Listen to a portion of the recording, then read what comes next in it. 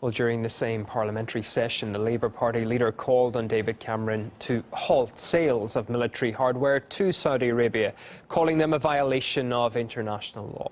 However, those claims were swiftly rejected. RT's Harry Fear is in London with the details.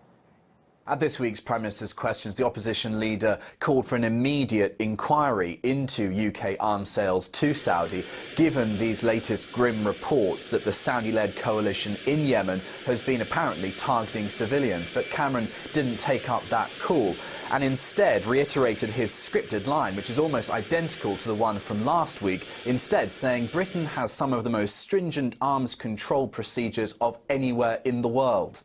Will the Prime Minister agree to launch immediately an inquiry and a full review into the arms export licences to Saudi Arabia and suspend those arms sales until that review has been concluded? Our arms exports are carefully controlled, and we are backing the legitimate government of the Yemen, not least because terrorist attacks planned in the Yemen would have a direct effect on people in our country. Well, the UN report that disturbed the leader of the opposition found, apparently according to The Guardian, widespread and systematic attacks have been carried out on civilian targets in neighbouring Yemen.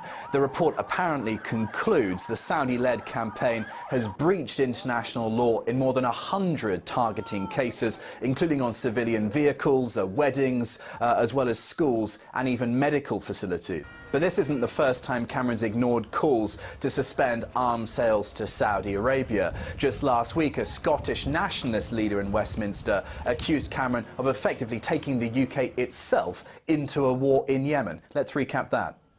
Thousands of civilians have been killed in Yemen, including a large number by the Saudi Air Force. That's right. And they've done that using British-built planes with pilots who are trained by British instructors, who are dropping British-made bombs and are coordinated by the Saudis in the presence of British military advisors.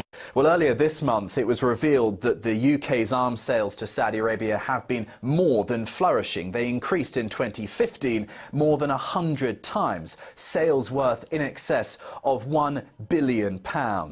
But despite all this heat on the UK-Saudi relationship, it appears that the bond between the countries, a bloody bond, critics would say, is unbreakable, at least under Cameron's Conservative administration for now.